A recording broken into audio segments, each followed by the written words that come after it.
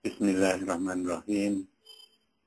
Terjemahan buku Ihya Ulumuddin karya Imam Al-Ghazali, cetakan tahun 1992.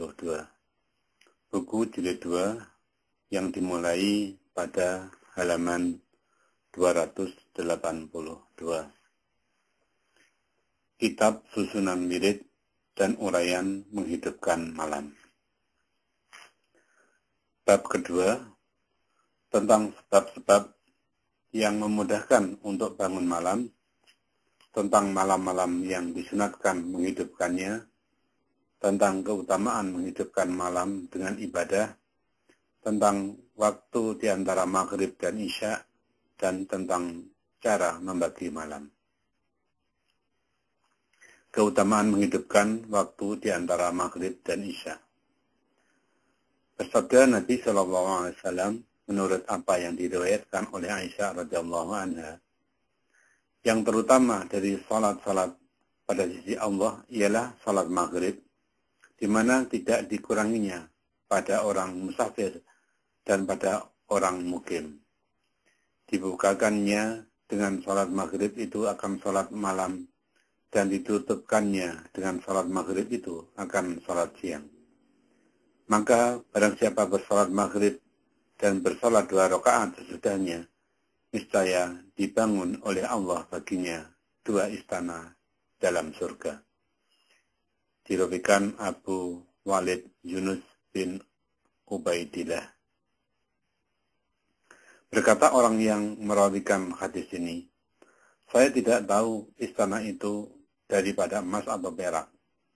Dan barang siapa bersalat sesudah maghrib 4 rakaat, niscaya diampunkan dosanya 20 tahun. Atau dia bersabda 40 tahun.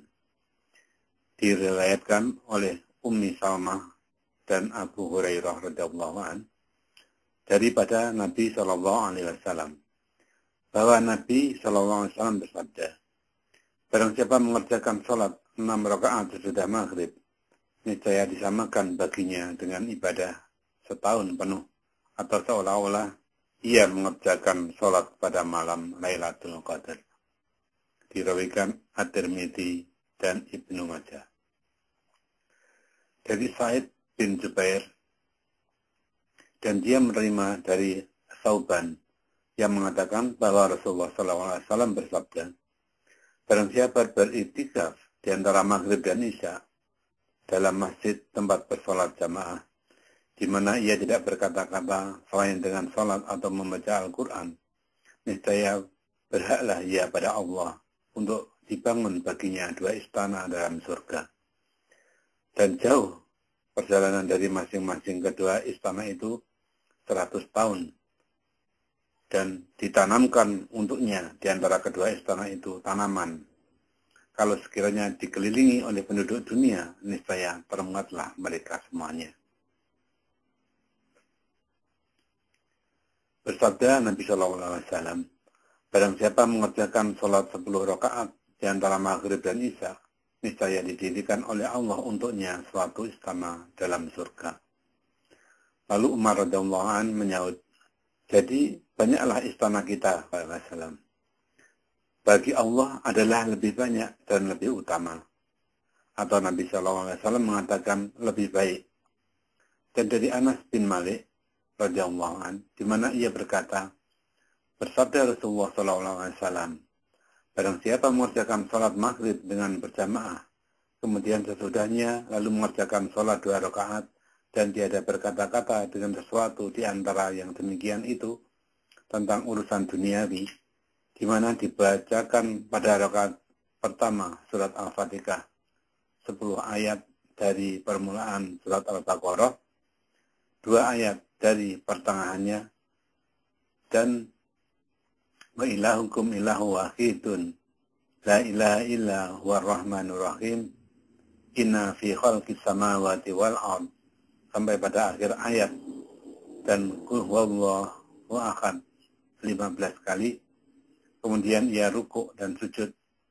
Maka apabila ia telah berdiri pada rakaat kedua, maka dibacanya surat Al-Fatihah, ayat kursi, dan 2 ayat sesudahnya, sampai kepada firman-Nya, Ulaika ashabun nar, hum fiha khalidun. Dan 3 ayat dari akhir surat Al-Baqarah, dari firman-Nya, Lillahi ma bis samawati wa ma fil ard, sampai kepada akhir ayat. Dan Qul huwallahu ahad 15 kali, di mana Nabi SAW mensifatkan pahalanya pada hadis itu di luar dari hinggaan. Berkata Qaras bin Wabrah, dia itu sebagian dari Abdal, yaitu wali Allah yang datang ganti berganti. Aku berkata kepada Nabi Khidir alaihissalam, ajarilah aku akan suatu yang akan aku kerjakan pada tiap-tiap malam. Menjawab Nabi Khidir alaihissalam, apabila engkau telah mengerjakan sholat maghrib, maka bangunlah sampai kepada waktu sholat isya. Mengerjakan sholat tanpa berkata-kata dengan seseorang. Dan hadapilah sholatmu itu di mana engkau di dalamnya. Berilah salam pada tiap-tiap 2 rakaat. Bacalah pada tiap rakaat surat Al-Fatihah sekali dan Qul huwallahu ahad 3 kali. Apabila engkau telah selesai dari sholat itu, pulanglah ke rumahmu. Dan janganlah bercakap-cakap dengan seseorang, dan bersalatlah 2 rakaat. Bacalah surat Al-Fatihah dan Qul huwallahu ahad 7 kali pada tiap-tiap rakaat. Kemudian sujudlah sesudah membaca salam pada Nabi Sallallahu Alaihi Wasallam. Dan bacalah istighfar pada Allah Ta'ala 7 kali. Dan bacalah Subhanallah walhamdulillah wa la ilaha illallah wallahu akbar wa la hawla wa la quwata illa billahil aliyyil azim 7 kali. Kemudian angkatlah kepalamu dari sujud dan duduklah dengan lurus. Angkat kedua tanganmu dan bacakan, Ya Hayyu Ya Qayyum Ya Dzal Jalali wal Ikram Ya Ilahal Awliyan wal Akhirin Ya Rahmanud Dunya wal Akhirah wa Rahimahuma Ya Rabb, Ya Rabb, Ya Rabb, Ya Allah, Ya Allah, Ya Allah. Artinya, wahai yang hidup, wahai yang berdiri sendiri, wahai yang mempunyai kebesaran dan kemuliaan, wahai Tuhan bagi mereka yang dahulu dan mereka kemudian, wahai yang maha pengasih bagi dunia dan akhirat, dan yang maha penyayang bagi keduanya. Wahai Tuhan, wahai Tuhan, wahai Tuhan, wahai Allah, wahai Allah, wahai Allah. Kemudian bangunlah di mana engkau mengangkatkan kedua tangan dan berdoalah dengan doa tadi. Kemudian tidurlah di mana engkau kehendaki di atas rusuk kanan dengan menghadap kiblat. Dan berselawatlah kepada Nabi Sallallahu Alaihi Wasallam dan teruslah berselawat kepadanya sehingga engkau dibawa tidur berjalan. Maka aku berkata kepada Khidir alaihissalam, aku ingin engkau memberitahu kepadaku dari siapakah engkau mendengar ini. Menjawab Khidir alaihissalam, sesungguhnya aku datang kepada Muhammad Sallallahu Alaihi Wasallam, di mana dia diajarkan doa ini dan diwahyukan kepadanya. Maka adalah aku di sisinya. Yang demikian itu adalah dengan kehadiranku. Lalu aku pelajari dari siapa yang mengajarkan doa itu kepada Muhammad Sallallahu Alaihi Wasallam. Dikatakan bahwa doa dan salat ini bagi barang siapa yang selalu mengerjakannya dengan keyakinan yang baik dan niat yang benar, niscaya akan bermimpi berjumpa dengan Rasulullah Sallallahu Alaihi Wasallam sebelum ia keluar atau meninggal dunia. Dan telah dikerjakan yang demikian oleh sebagian manusia. Lalu ia bermimpi dimasukkan ke dalam surga, dan dia melihat dalam surga itu nabi-nabi.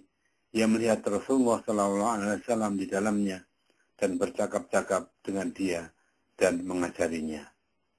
Kesimpulannya, bahwa apa yang dinukilkan tentang keutamaan menghidupkan malam dengan amalan di antara maghrib dan isya adalah banyak. sehingga ditanyakan kepada Ubaidillah, bekas budak Nabi Shallallahu Alaihi Wasallam, adakah Rasulullah Shallallahu Alaihi Wasallam menyuruh sholat yang tidak fardu? Ubaidillah menjawab, ada, yaitu di antara maghrib dan isya, di mana Nabi Shallallahu Alaihi Wasallam bersabda, man sholla ma bainal maghribi wal isya'i fadzalika sholatul awwabin. Artinya, barang siapa mengerjakan sholat di antara maghrib dan isya, maka itu adalah sholat orang-orang yang bertobat kepada Tuhan. Berkata Al-Aswad,